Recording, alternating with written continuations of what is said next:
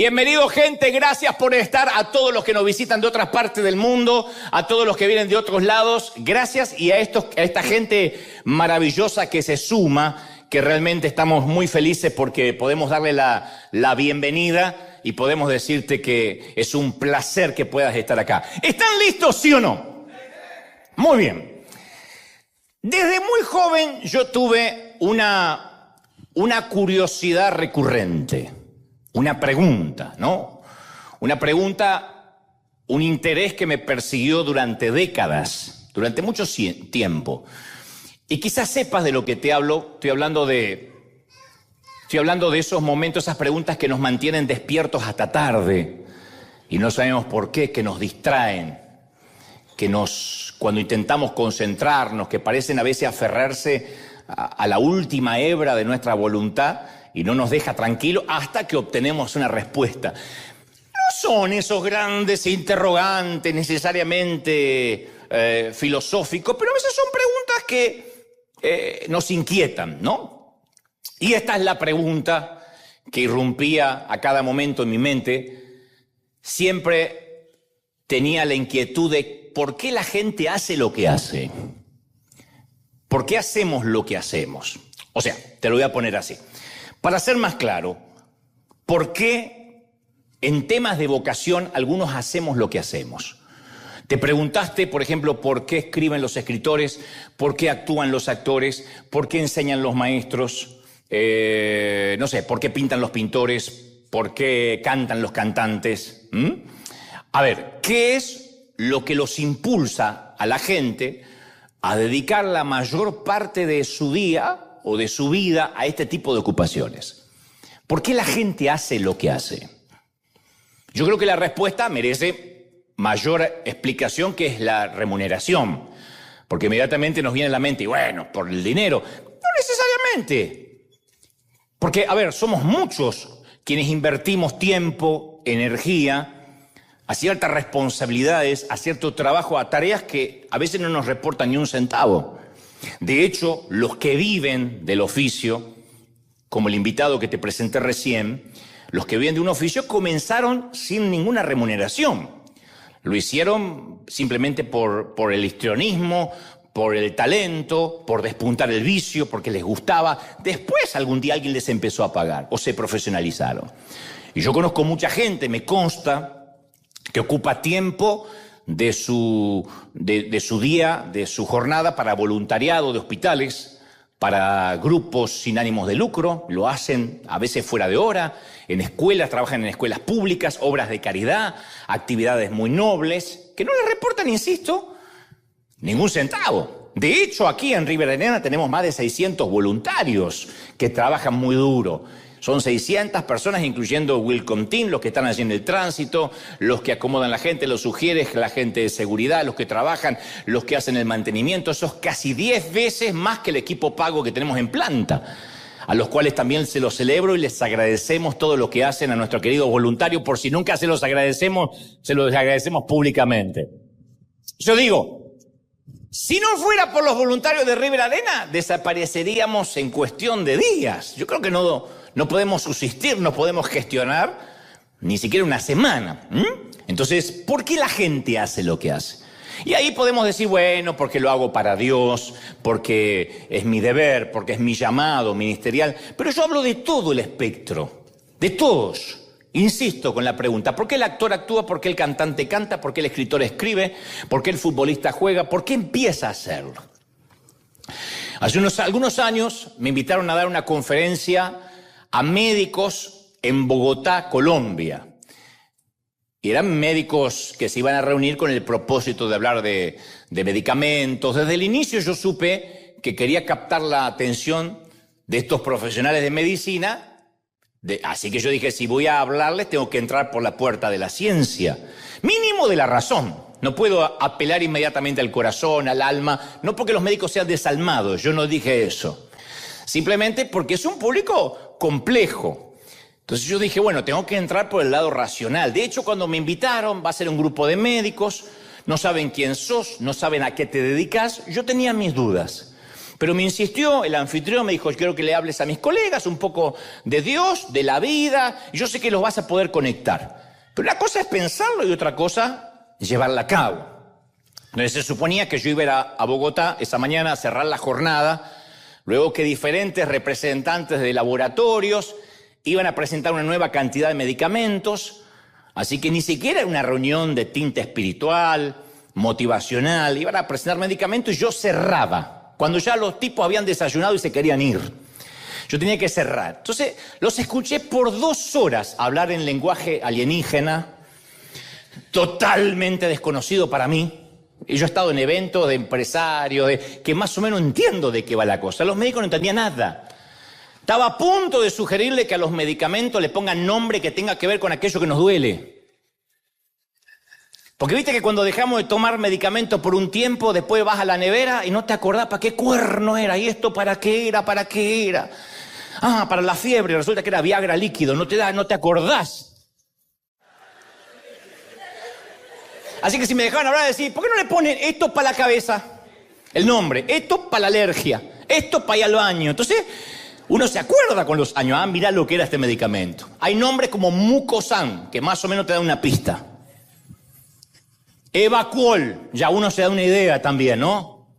O Constipanol, uno se da cuenta, te da cierta idea para qué es. Pero le ponen Atarax, decían los médicos, hoy tenemos el nuevo Clamoxil. Hacía yo, Clamoxil. Aumentine, ¿qué aumenta la Aumentine? Las ganas de estornudar, yo no, ¿qué es? Entonces me daban ganas de decir, el bicarbonato, póngale Eructol. Bueno, y esa mañana presentaron nuevos medicamentos. Me acuerdo que uno dijo, tengo el agrado de presentarles hoy, y dije, ahora me introducen a mí, el nuevo brisamicolidol destilado de ambramicina con cetanol. Y yo sentía con la cabeza como diciendo, era hora. Ya era hora que hicieran un brisamicolidol destilado de ambramicina con cetanol. Ya era hora. Ya a esa altura estaba asintiendo a todo para hacerme parte de lo que yo hacía. Llega mi turno. Obviamente no les iba a hablar de medicina ni de medicamentos. No digo, insisto, que era un público difícil, pero sí álgido. Porque no se trataba de personas que sabían a lo que yo me dedicaba y me estaban esperando. Nadie me iba a pedir que le firmara un libro, sacarse una foto. Querían irse.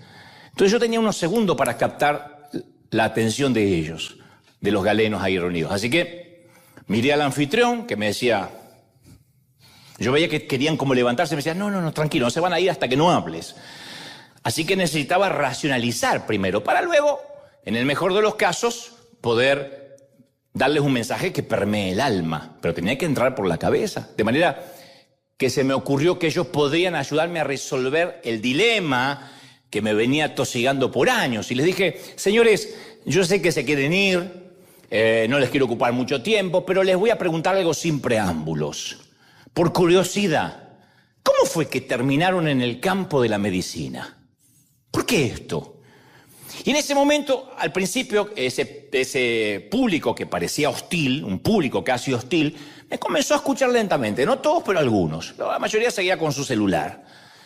Entonces le digo, todos parecen inteligentes, pero se me ocurre que una docena de profesiones menos exigentes podrían haber sido parte de sus vidas. Podrían haber elegido cualquier otra profesión. Así que les pregunto, ¿por qué esto?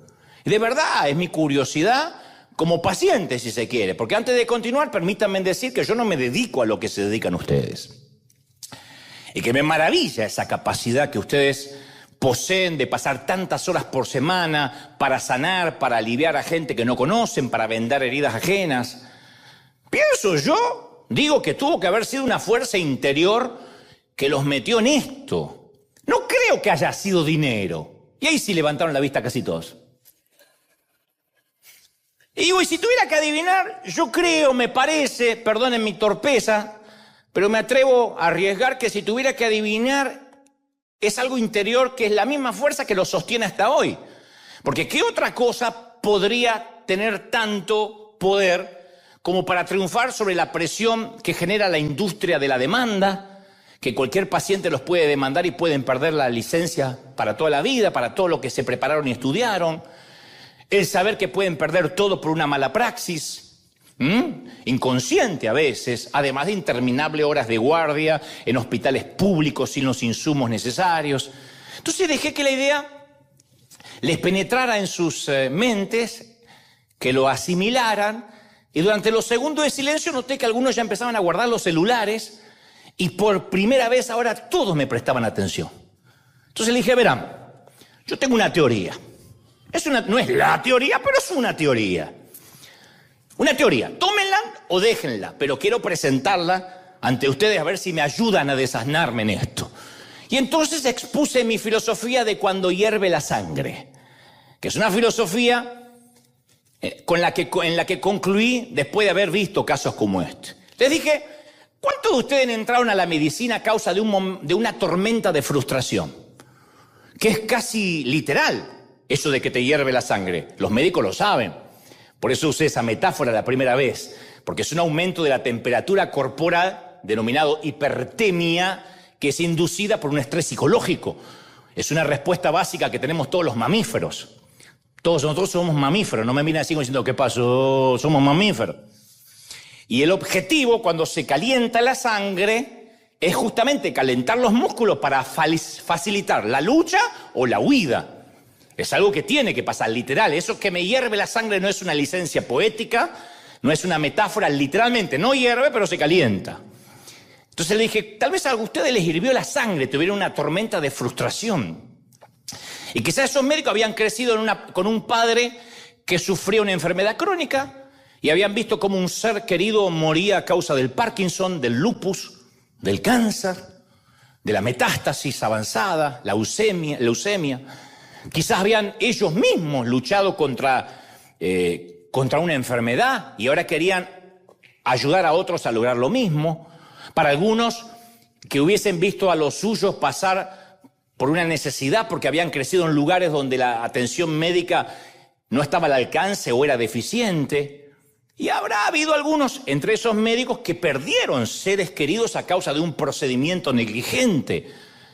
Así que no importa cómo lo definieran, yo estaba seguro que la mayoría había pasado por una situación indeseable, un momento de frustración que hizo que reaccionaran y dijeran, hasta acá llegué, esto me hierve la sangre, algo tengo que hacer. Pero yo sabía que si pensaban esto, iban a comprender mejor por qué decidieron ser médicos y lo mejor de todo, iban a tomar fuerza para seguir en el juego, para seguir haciendo o transitando esa profesión. Y cuando mi conferencia terminó, porque este fue el inicio nada más, o la punta del iceberg de cómo empecé, se me acercó la mayoría para contarme cuál había sido el momento en que ellos decidieron hacer algo al respecto porque vieron algo mal en la medicina, o en el hospital que se atendieron, o en un ser querido que se les enfermó y no fue atendido como debiera. Y todos, o casi todos, recordaban con precisión dónde estaban y qué pasaba por su mente cuando decidieron llenar la aplicación para entrar en la facultad de medicina. Todo el mundo lo recordó. Sí, ahora que lo dijiste tenés razón. Y a mí me pareció fascinante saber que estos tipos, la mayoría, bueno, había mujeres también, pero sabía que esta gente, independientemente del género, se levantaban por las mañanas y se dirigían al hospital para salvar vidas, para luchar contra una enfermedad, para vendar heridas ajenas, para aguantarse a veces los insultos de los familiares, el menosprecio, la subestimación de otros médicos. Entonces, en realidad a mí me gusta preguntarle esto a todas las profesiones, independientemente de lo que hagan. Cuando estoy con maestros les pregunto, ¿qué te motivó a formar mentes jóvenes? Porque yo vengo de un tiempo donde las maestras no eran maestras por la remuneración, tampoco lo son actualmente porque ganan muy poco, por lo menos en nuestros países. Pero lo hacían con unas ganas. La maestra que yo tenía decía, ¿cómo les va? ¿Cómo les fue las vacaciones? Si después de eso escribías vacaciones con B larga, tenías un diplomado pa' bruto. Porque te lo remarcaba. ¿Qué pasó? Así, era una gramática con patas. Y te lo aprendías. Porque ellos lo hacían con gusto, con placer, ¿no? Con denuedo. Si hablo con bomberos o policías, lo mismo. Les pregunto o indago por qué dedican sus vidas al servicio público, que implica riesgos tan grandes. Hablo con abogados y les pregunto, ¿qué te hace defender los derechos de personas que a veces ni siquiera te pueden pagar. ¿Qué hace que los quieras defender? Y le pregunto a los artistas que dedican su pasión a la pintura, al baile, al canto, y la pregunta que suelo hacerle es, ¿cuándo dejaste de hacer esto motivado por el hambre? Esa era la pregunta que yo hacía siempre en CNN, a cualquier invitado. Podía ser Django o podía ser un actor que recién empezaba. ¿Cuándo dejaste de hacer esto por hambre? O sea, para pagar la renta, para parar la olla. Y me decían, bueno, me acuerdo que ya a los 22 dejé de hacerlo por hambre. Entonces la siguiente pregunta era, ¿y por qué lo seguiste haciendo? Si ya tenías la casa que querías. ¿Por qué seguiste haciendo giras? ¿Por qué seguiste escribiendo libros? Entonces, en lo vocacional, sea que se trate de un gerente, de un comerciante, de un escritor, de un productor, de un ingeniero de sistema, un camionero, un asistente administrativo, un empleado de almacén, el propietario de un negocio, siempre pregunto lo mismo. ¿Qué fue lo que te hizo hervir la sangre y qué te desquició? ¿Qué fue lo que dijo, tengo que hacer algo? A veces nos atienden mal en un negocio y decimos, el día que yo tenga un negocio, lo primero que voy a hacer es estar en las antípodas de cómo este me atendió. Otros no, se llenan de amargura. Pero la mayoría de los que nos metemos en algo es porque vimos algo que se salió de sus cauces y lo queremos arreglar. Yo estaba leyendo el libro de Éxodo cuando llegué a un episodio que me llamó la atención de un modo diferente, porque he leído la Biblia desde chiquito, pero nunca me había prestado atención que de pronto Moisés, que fue uno de los más grandes líderes que jamás haya existido, me llamó la atención que logré ver por primera vez la motivación subyacente que actuó como combustible para el logro primario de Moisés, que fue liberar al pueblo de Egipto. Ser líder, liberarlo de la esclavitud.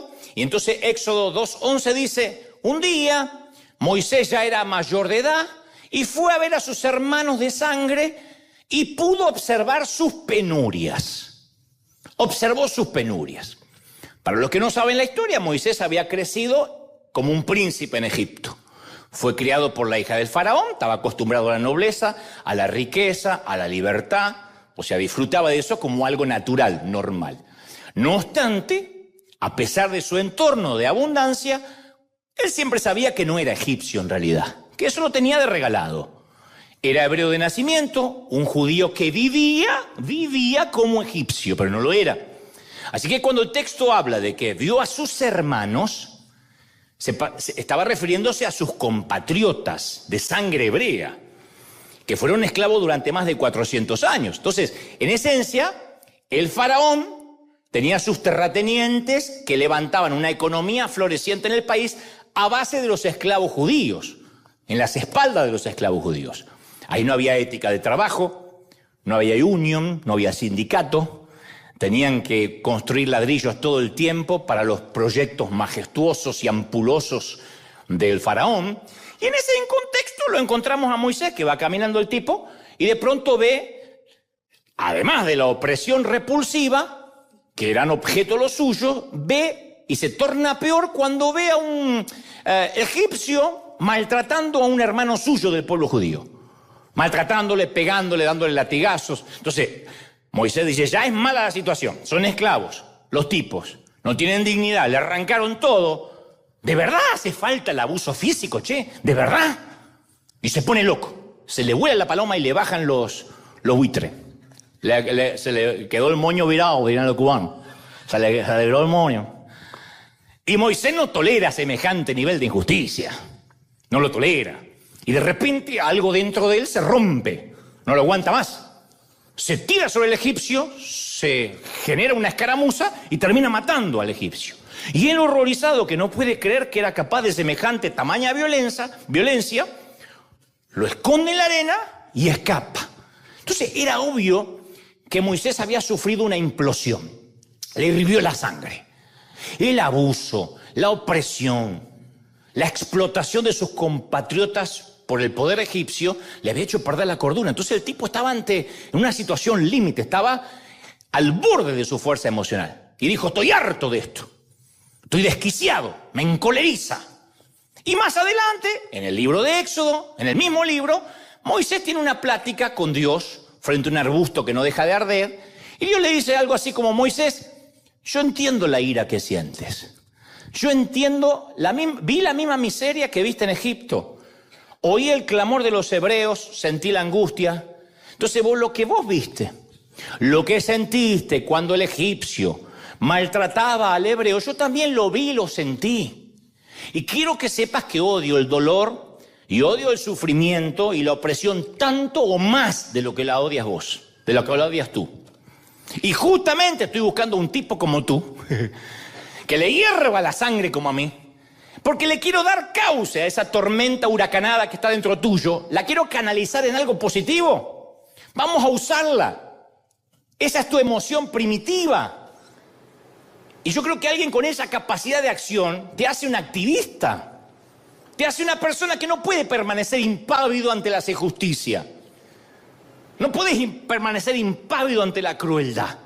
Entonces voy a tomar esa frustración dentro tuyo y la voy a transformar en capacidad de liderazgo. Vas a liderar a mi pueblo. No me pidas más perdón porque te hirvió la sangre. Voy a usar que te hirvió la sangre. Alguno con el carácter podrido dice, ay, qué bueno. No, pero déjeme avanzar. Le hirvió la sangre por un motivo noble. Yo le he preguntado a las personas que conozco, a varias personas, insisto, ¿por qué se involucraron con cosas que les lleva tiempo, energía y dinero? Y les pregunto cuáles fueron las experiencias que los impulsaron a hacer lo que hoy hacen. Y mi teoría se confirmó. La teoría es que creo que la razón que motiva que millones de personas hagan algo bueno es que hay muchas cosas que están mal en este planeta. Muchas cosas. Y ausencia de maldad no es bondad. No hacer nada no significa ser una persona buena. No meterse no es ser una persona buena necesariamente. De hecho, hay cosas que están tan mal que hay gente que no lo puede soportar, le hace hervir la sangre. ¿Hay alguien aquí que le hierve la sangre, sí o no? Con cosas de decir, yo no lo aguanto. Que pasaste por momentos tormentosos de frustración. Entonces dedicaste tu vida para tratar de enmendar, de resolver, de arreglar las cosas. Nadie puede cambiar el mundo solo. Pero todos los que estamos involucrados en cosas que nos demandan tiempo, energía y dinero, es porque algo nos molestó.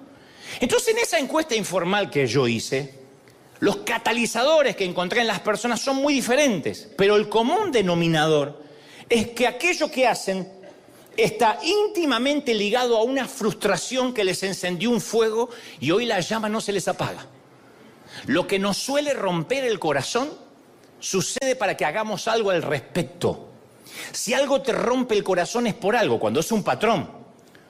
No estoy hablando de mirar la novela Univisión y si me rompió el corazón la Rosa de Guadalupe, no, sino cuando algo se mantiene.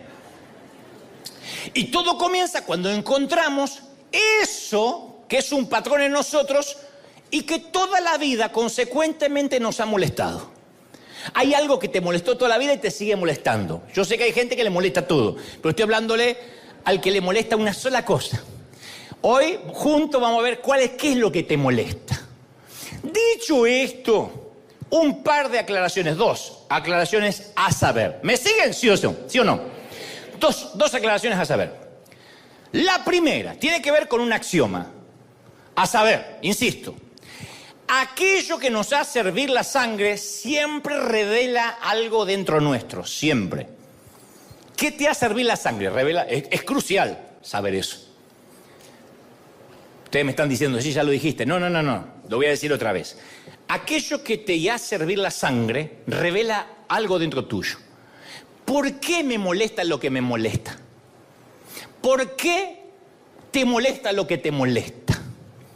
Porque te pueden molestar cosas por tu falta de perdón, rencoroso que todo te molesta.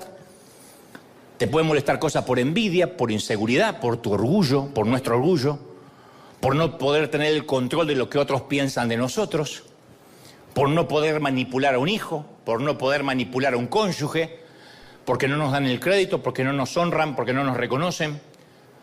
Nos pueden molestar, hay gente que le molestan las migas que caen de la mesa o la copa que se rompió y hace un escándalo. ¡Ay, la copa! Y le molesta, a mi mamá era así, te psicopateaba por un vaso. ¡El vaso! Y lloraba, ¿qué pasó, mamá, el vaso? Y se ahogaba. Y a ella le molestaba eso. Pero eso no es, ay, me hace hervir la sangre y voy a reponer los vasos del mundo. No, le molestaba de compleja que era. Entonces, a Caín le molestó la ofrenda de Abel. A Jonás le molestó, le hizo hervir la sangre tener que obedecer a Dios. A Judas le súper molestó que se desperdiciara perfume. En ese caso, ojo, vamos a dejarlo en claro, esa clase de enojo manifiesta un defecto de nuestro carácter. No es lo que estoy hablando. Si tengo humildad, lo voy a corregir, voy a trabajar en eso, voy a modificarlo. Entonces es posible que esas cosas ya no nos molesten más si es que decidimos sanarnos. Ok, sí, a mí me molesta todo. Hay gente que le molesta todo. Hay gente que vive molesta, que se levanta con el pie izquierdo. Buen día. ¿Es así?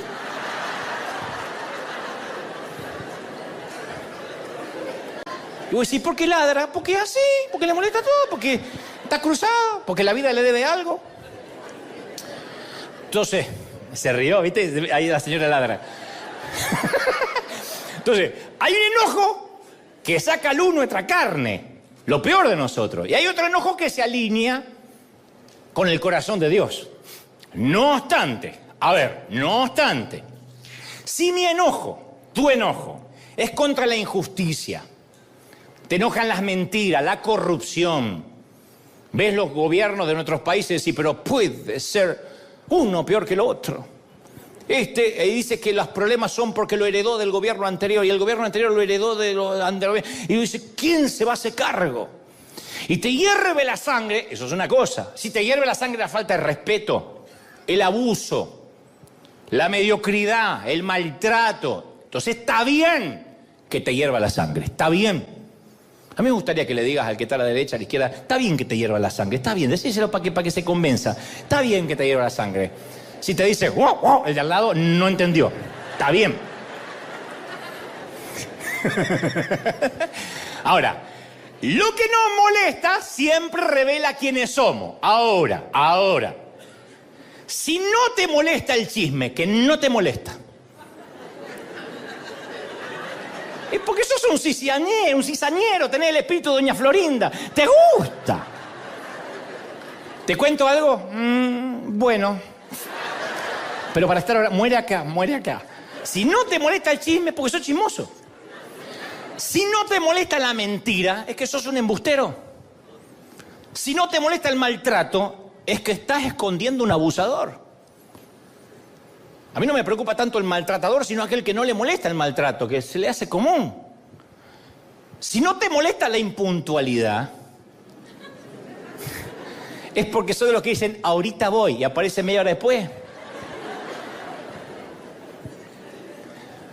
Yokoi Kenji, este querido motivador japonés colombiano, él cuenta que cuando la primera vez que tuvo trato con los hispanos se sorprendió de nuestro manejo del tiempo. Porque dice, para un japonés, te espero a las 10, es a las 10. Y si yo esta vez estaba en una esquina a las 10, 10:05, 10:10, dije, tuve un accidente. Llamaba y dice, ahorita voy. Después le dice, estoy cayendo. ¿Y el japonés? Me costó mucho entender que ahorita voy puede ser, me estoy bañando, termina este capítulo de Netflix, me cambio y voy, que en las 10 puede ser 10, 10:15, 10:30, 11, y llegamos sin pedir perdón. Dice que cuando él esperó a las 10, llegó 11:15, el que lo había citado, y no le dijo, perdón, dijo, ¿qué tal? Como diciendo, qué bueno que nos encontramos puntual. Bueno, si no nos molesta la impuntualidad es porque no respetamos el tiempo ajeno. Si no nos molesta la mediocridad es porque somos unos ordinarios. Si no te molesta el desorden y la suciedad, es porque eres un... Yo no lo dije, lo dijeron ustedes. Si puedes caminar así entre los calzones y a ver... ¿Y este calzón de quién es? ¿Está limpio o está sucio? Ya estás perdida. Si no te molesta el desorden, no pasa tu hervidera de sangre por ahí. Te gusta el desorden. Si no te molesta tu suegra, es porque está muerta.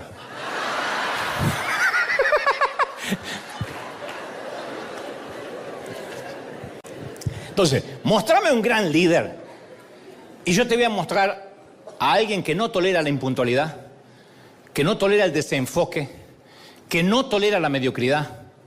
Mostrame una gran mamá que ha hecho un buen trabajo con sus hijos y te voy a mostrar a una mujer intolerante con la falta de respeto. No permite que los hijos hablen como un corsario, y eso no es ser moderno, como si fuera un callejero en la mesa. No permite los pleitos, no permite que un hermano hable mal de otro hermano. Mostrame una gran mamá y yo te voy a mostrar una mamá intolerante a que un hermano ensucie al otro hermano o se insulte delante de los padres. Intolerante. Yo puedo decir que tenía una buena mamá porque era intolerante a esas cosas, pero a veces nos dejaba que nos matáramos. Yo decía, ¿qué pasó, mamá? Y no se metía. Entonces somos los que somos por lo que aprendimos a tolerar y por aquellas cosas que no estamos dispuestos a tolerar nunca. Never. Estoy aprendiendo el inglés británico. La segunda aclaración al respecto. La primera es eso. Porque uno dice, yo me enojo por todo eso. No estoy hablando de eso.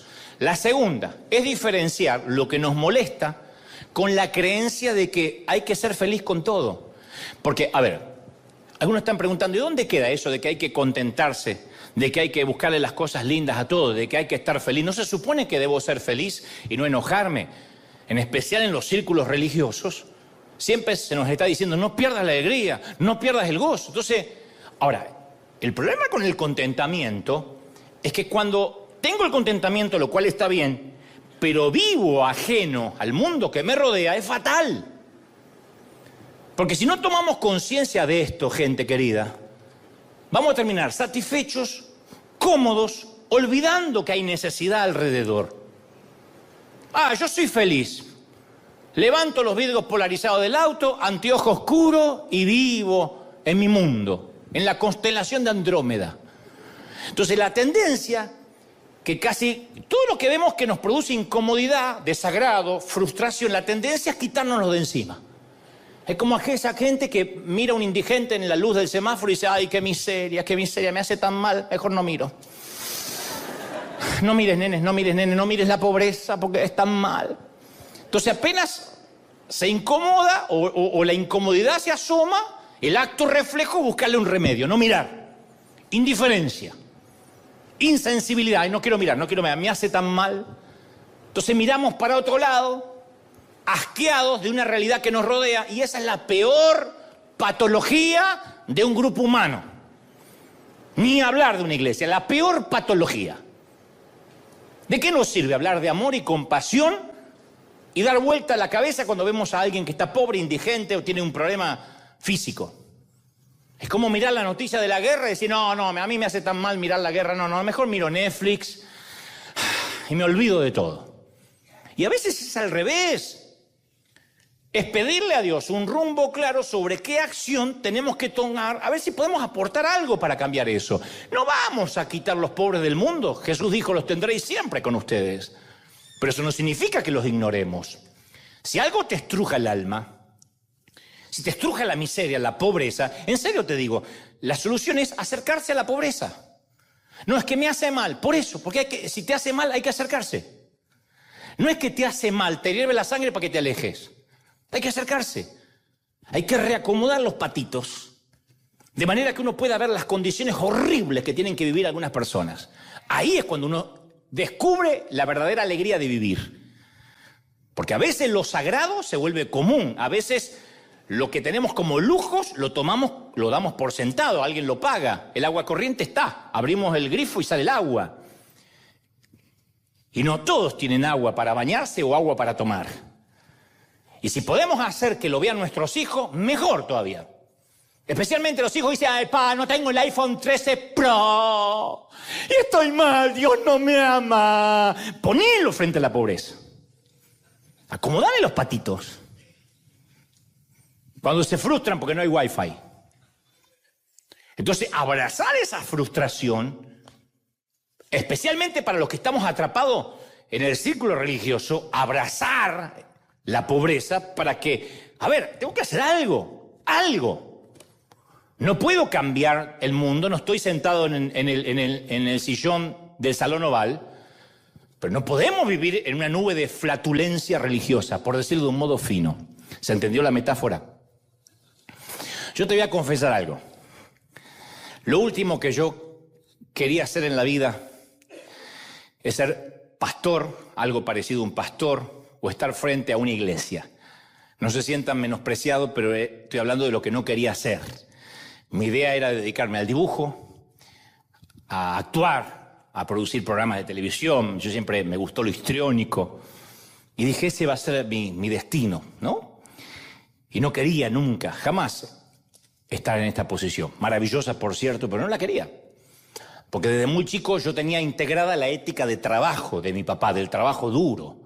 Mi papá era carpintero y se levantaba todos los días a las 5 de la mañana. Mi papá tenía una rutina, levantarse, ponerse el peine acá, porque él se peinaba todo el tiempo, porque antes muerto que sencillo, se peinaba. Se hacía unos mates, que es una infusión argentina, como una suerte de té, y se iba al baño. Perdonen el detalle, pero es muy importante para él. Era la única hora que iba al baño a hacer número 2, entonces yo lo sentía, y después no iba más en todo el día. Mi papá era un camello, iba a la mañana y al otro día a la mañana. Pero ahí estaba, era su momento, y salía. Nunca llegó tarde al trabajo. Jamás lo vi enfermo. Yo me decía, hay que parar la olla, hay que trabajar. Esa ética de trabajo se me metió.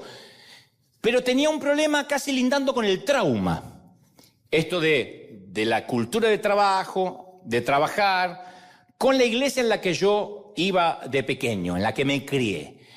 Que la iglesia estaba tan absorta en sí misma que lamentablemente no se preocupaba ni un ápice por trabajar, por hacer algo para la gente necesitada, por el vecindario, no te digo el mundo. Y mucho menos hacía nada con excelencia. Y no era cuestión de pobreza. Aclaro esto porque me miran en Argentina y dicen, bueno, pero lo que pasa es que esto no es Estados Unidos. No era cuestión de pobreza, ¿eh? Una cosa es la pobreza, otra cosa es la miserabilidad. Era un sistema de creencias. Una mentalidad total, esto es para Dios. ¿Cómo es para Dios? Si Dios mira el corazón, lo de afuera no importa. No era pobreza. A eso se le sumaba que los líderes no predicaban sobre el amor, sobre la compasión, y si lo predicaban no creían que había que ponerlo en práctica. Entonces se había formado un triángulo peligroso. El triángulo de los servicios sin planificación, para dejarse llevar por el espíritu, porque después vemos ahí que cantamos a ver qué Dios nos da. La planificación no era una moneda corriente, era todo improvisado con la excusa de que, bueno, yo no me preparé hoy para predicar, pero bueno, ni sé por qué estoy diciendo esto. Más un grupo de cristianos sin pasión por nada, no ustedes, los que estaban ahí. Y a mí me perturbaba, pero no sabía qué podía hacer. Yo, ¿qué tenía? 10 años, 11 años, pero me perturbaba que no hubiera preparación. Insisto con esto, quiero que quede claro, no era tema de pobreza, no éramos pobres necesariamente, éramos mediocres. Y si hubiese tenido palabras para explicarlo, me habría dado cuenta que todo eso era un patrón que ya me empezaba a hacer hervir la sangre. A mí me hacía hervir la sangre. Porque yo nunca soporté la falta de excelencia, la poca preparación, y que se hiciera de la ignorancia una virtud. Mi papá tenía 4º grado de la escuela primaria, pero eso no hace que yo tenga que llegar hasta 4º grado y no estudiar más, porque ese era mi papá y nunca le faltó nada. No podemos hacer de la ignorancia una virtud. Dios puede usar a un ignorante. Sí, usó un burro, pero el burro después siguió siendo burro. No se fue a la Universidad de Harvard de los burros. Siguió siendo burro. Entonces, a la mediocridad le llamaban humildad. Y eso duró gran parte de mi vida. La idea de que la iglesia estaba pensada para gente que ya es de la iglesia. Y desarrollamos, por consecuencia, una amplia tolerancia a la mediocridad. Nuestro umbral de tolerancia a lo insípido, a lo ineficiente, a lo anodino, a lo insustancial, era altísimo. Soportábamos todo porque lo hacemos de corazón. Cosas mediocres disfrazadas con la reverencia de decir, al menos lo hacemos de corazón. Imagínate alguien que te va a operar a corazón abierto. ¿Estudió, doctor? No, pero lo hago de corazón. Le voy a poner una gana. No sé si lo opero yo o mi mujer. ¿Su mujer estudió? No, pues tenía ganas de meter mano. Pero lo hago de corazón. ¡No! Subís a un avión y el piloto sabe conducir un avión. No, primera vez. Pero le voy a meter un corazón. ¿Sabés cómo te bajás? Entonces, en la iglesia en la cual yo crecí se cuidaba el altar santo, cosa que nunca entendí por qué teníamos altar. El púlpito, que no era otra cosa que un ataúd de madera de vertical así, espantoso, un féretro. Los sacramentos sagrados, pero a nadie le importaba un cuerno la gente rota. La gente que salía de un divorcio, el que tenía problemas de identidad sexual, el que estaba separándose en una crisis, el que no tenía trabajo, el que estaba enfermo. Entonces recuerdo que cuando yo tenía alrededor de 10 años, vino a visitarnos un tío que vivía en Torino, Italia. Que además de ser un conde, tengo un tío conde. ¡Oh! Era el presidente de una importante industria automotriz italiana, conocida como Fata. Estaba casado con la hermana, la tía Ela, la hermana de mi papá. Y llegó a visitarnos a la Argentina, ellos vivían en Italia. Tenían 2 hijos, mis primos, Georgina, modelo, Carlos Jr., Carlos Constanza Jr., conductor de televisión y actor. Esa pavada de primo tenía yo. Y mi tío, primera vez que yo lo veía en la vida, porque lo conocía por foto, era el tipo con más cultura del que jamás haya conocido. Es más, cuando lo escuché hablar fue que me decidí que algún día iba a escribir libros. Porque su escultura para hablar, o sea, su manera de hablar, él esculpía las palabras. Tenía una estructura en su oralidad que se asemejaba a la expresión escrita. Hablaba como quien lee un libro. Buenas tardes, Dante, qué gusto conocerte, pequeño. ¿Me dispensas de tu tiempo? Mi mamá me decía, cállate, tío, renta piojoso. Y ahora me trataban como un conde. El tío tenía precisión y rigor en el uso de las normas fonéticas, sintácticas, gramaticales. Era un poeta, una riqueza léxica. ¿Viste esa gente que tiene una riqueza léxica que emplea el término preciso en cada situación comunicativa? Estaba con sus hermanos, que era mi papá, los otros tíos, que ninguno había estudiado, y era Tarzán y los simios.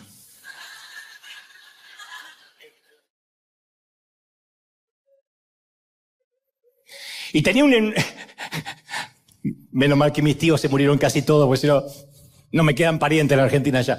Y tenía un hermoso bagaje cultural. Usaba muchos cultismos, o sea, palabras procedentes del griego, del latín, todo el tiempo. Pero no porque se estaba haciendo. Era así.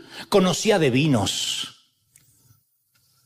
Agarraba una copa de vino y decía, este vino tiene pierna. Mi papá, que tomaba el vino en cartón, ese vino que lo olía y ya estaba borracho.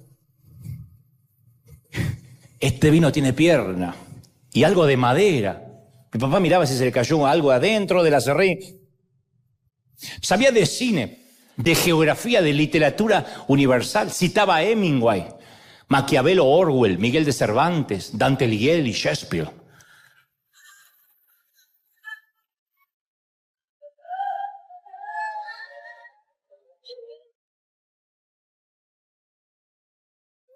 Díganme que saben quién es Dante Alighieri, porque si no...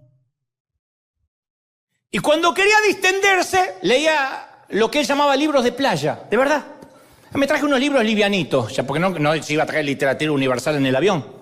Entonces leo, ¿qué lees, tío? No sé, algo, Vargas Llosa, Gabriel García Márquez, Neruda, Saramago, algo de Borges, algo así.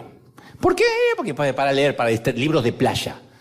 Y se definía como católico apostólico romántico, porque algún día había ido a la iglesia católica. No se acordaba.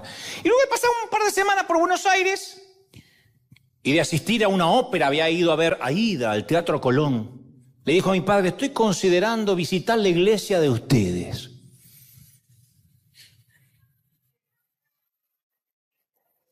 Se le había despertado el interés por investigar cosas espirituales. Lo recuerdo como si fue ayer. Cuando le dijo a mi padre que nos querías visitar, mi padre instintivamente buscó excusa para decir, no conviene, no, a Dios se lo encuentra en cualquier lado. No queríamos que venga, no, que se vaya al infierno con dignidad, pero que no venga a la iglesia. Yo mismo razonaba, si este hombre, tiene una mínima chispa de interés espiritual, se le extingue en menos de 2 horas. Lo vamos a vacunar contra Dios. Es la Pfizer contra Dios. La única esperanza que conozca a Dios es que jamás se acerque a nuestra iglesia. Entonces teníamos que asegurarnos de que se le vaya esa idea. Quiero decir, no. Porque a ver, mirá si venía a la iglesia y justo era el aniversario de bodas del pastor. O el cumpleaños de uno de sus hijos. Porque mi pastor tenía como 8 hijos, no había Netflix. Como 8 hijos. Y se le festejaba el cumpleaños, cada domingo le tocaba. O la celebración, la conmemoración de la muerte de su suegra, se celebraba. Y si ese día venía el nuevo convertido, no era un servicio normal. Pasaban un PowerPoint con las fotos de la familia, repartían un pastel, nadie predicaba, así que era estéril llevar al tío un día así. Luego había que averiguar si el pastor no estaba de viaje, lo cual no era lo peor. Lo peor es que cuando el pastor se iba de viaje dejaba a un muchacho para que se vaya fogueando. ¿Usted quería predicar? Sí, predique. Nunca pensaban en quién estaba por primera vez. Decían, acá no somos un ministerio unipersonal y le damos oportunidad a todos. Pero si ese día invitabas a alguien que tenía 2 dedos de frente y tenías un neófito predicando acá, maltratando a la gente, te querías suicidar junto con el invitado, no venías más. Teníamos que averiguar que ese día no cantaran los desafinados de siempre. Lo que decían, no escuchen mi voz, escuchen la letra. Desgraciado, repartir la fotocopia con la letra y ahorrarnos el ladrido.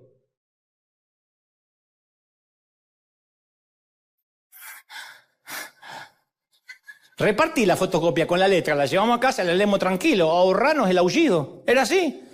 Pero no podíamos prever todos los riesgos, eran los imponderables. La iglesia no estaba preparada para recibir a personas que nunca entraron a una iglesia, y menos a profesionales, a gente culta, artista. Luego había que decirle que el horario era a las 7, pero podíamos empezar 7:15, 7:30, 8, 8:15, según el desfasaje hormonal del que empezaba, según la hora. No podíamos darle horario de finalización, porque si eso se ponía bueno, nos podíamos ir a las 11, a las 12. Había que prepararlo para que no se alarmara si ese día se levantaban 4 ofrendas. Porque los gastos, de repente había que pagar la losa y se levantaban 4 ofrendas. Todavía no nos alcanza. Tenemos la cal, el cemento, nos faltan los ladrillos, 4 ofrendas, entonces había que prepararlo. Tenía que decirle que si iba con su hija, o sea, mi prima Georgina, no se ponga esa ropa italiana porque le iban a mirar con desprecio al entrar. Entonces mi padre fundamentalmente no lo pudo convencer de no ir. Mi tío fue. 120 minutos de nada. Mi tío estaba así, había ido a ver a Aida, a la ópera, ¿te imaginas? Estaba así. Esta gritaba como la señora de la ópera, pero de dolor. La experiencia lo arruinó. Por lo que sé, nunca más volvió a pisar el umbral de una iglesia.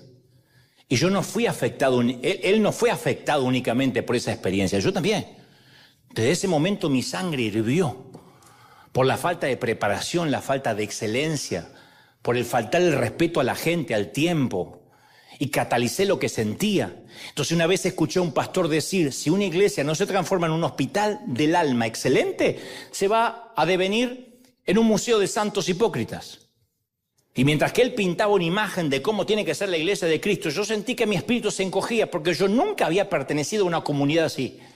Y lo más perturbador es que por experiencia propia hay una gran cantidad de gente que necesita con desesperación un mensaje de esperanza, de vida, que solo puede ofrecer una iglesia con excelencia. Y la excelencia no es riqueza, la excelencia es preparación.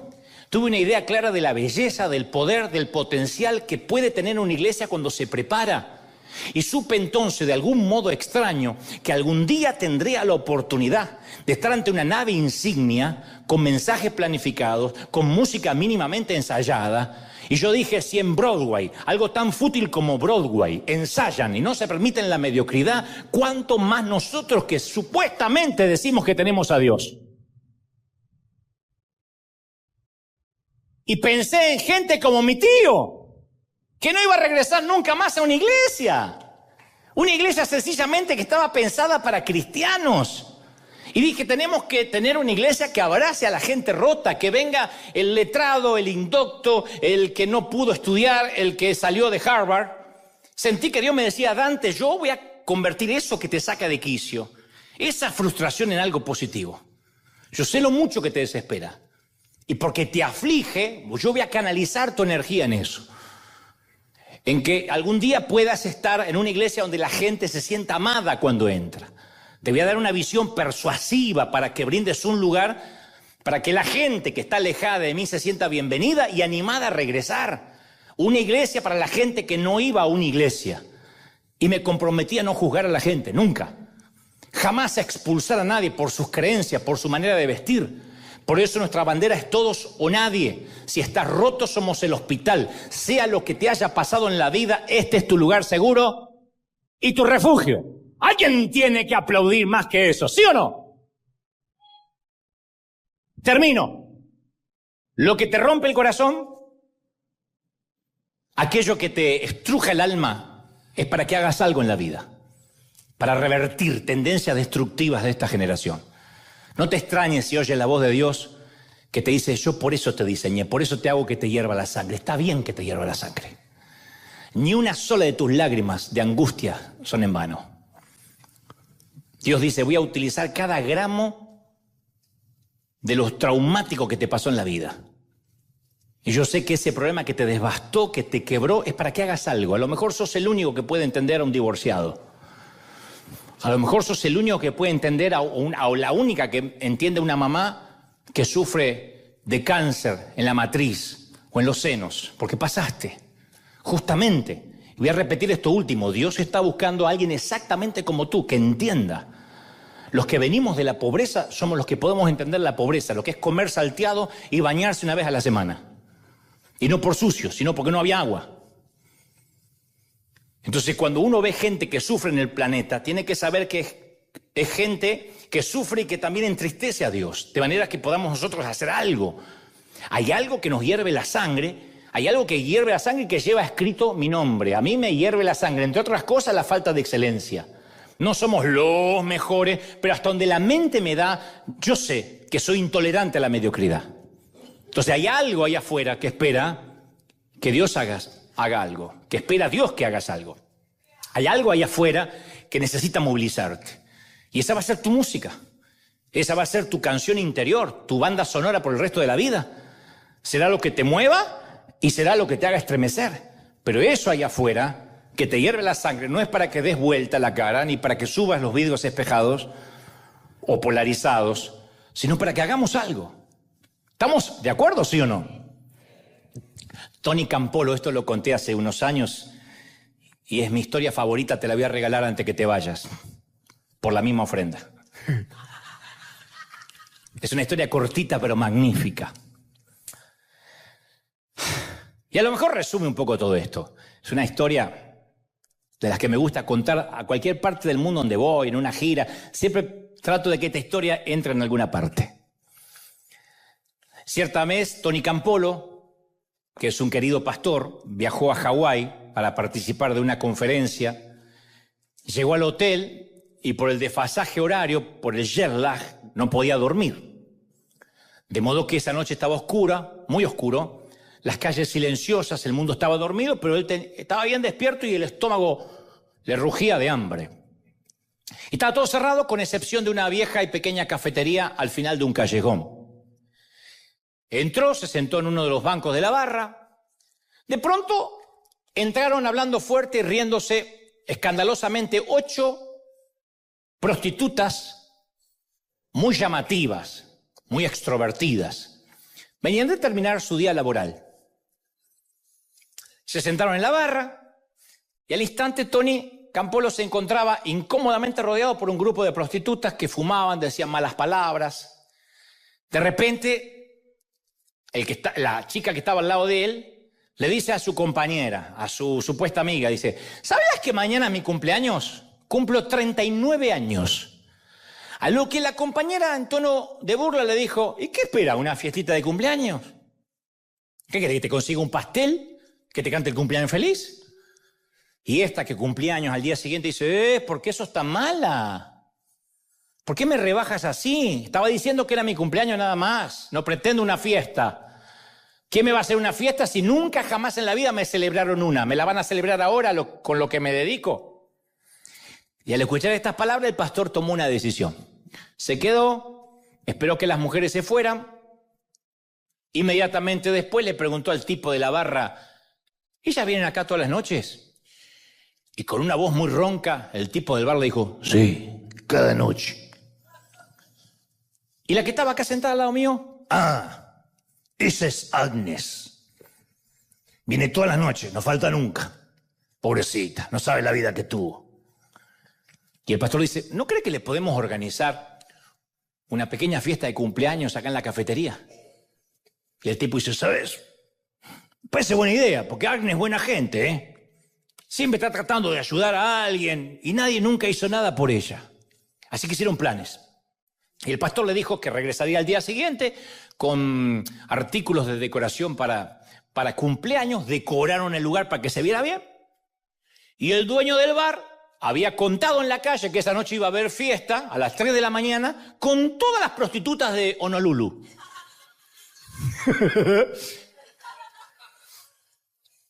Ese día había prostitutas de pared a pared. Y el pastor en medio de ellas.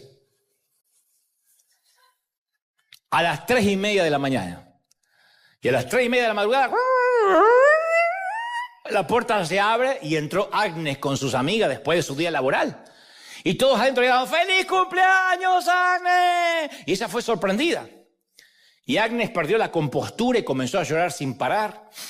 Y el dueño del bar, que no estaba acostumbrado a ver llorar a una chica que trabajara de esto en la cafetería, con voz quebrada le dijo, sopla las velas, Agnes, te lo queremos dedicar.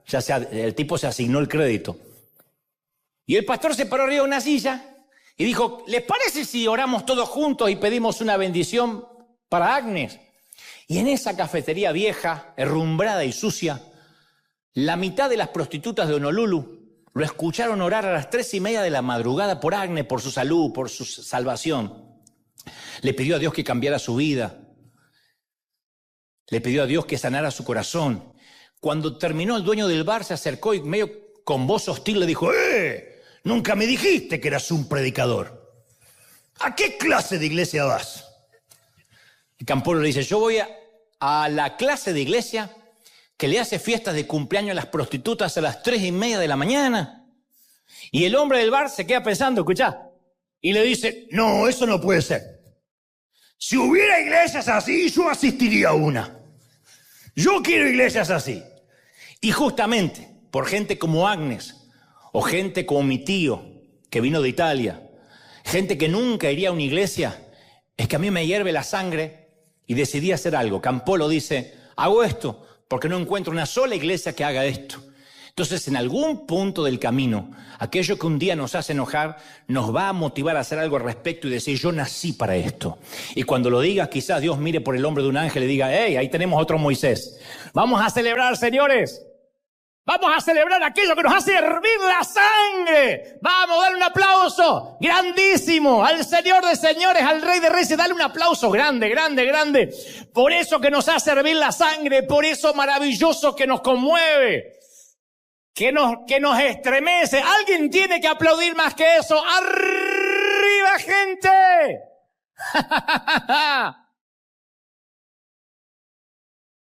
Y mira, River, a toda la gente del mundo le digo, River es lo que es porque nos hirvió la sangre de los religiosos, porque nos hierven la sangre que dejen gente afuera, porque nos hierve la sangre que en nombre de la prudencia digan quién tiene que entrar y quién no tiene que entrar a la iglesia, porque nos hierve la sangre que le digan a la gente cómo tienen que vestirse, porque nos hierve la sangre que discriminen gente pensante y no pensante.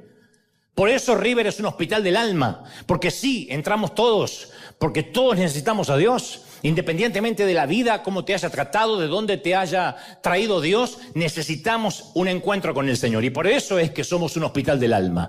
Así que todo el mundo, acá en sus casas, allá, América, Asia, África, Oceanía, Europa, repitan conmigo, digan conmigo, Señor Jesús, entra en mi corazón, perdona mis pecados, ayúdame a ser mejor, anota mi nombre en el libro de la vida. Gracias, Señor. Amén. Y ahora sí, levanten las manos al cielo, quiero orar por ustedes. Padre, gracias por esta gente maravillosa. Gracias por esta cuna de campeones, por estos obreros de primera línea, por estos generales tuyos.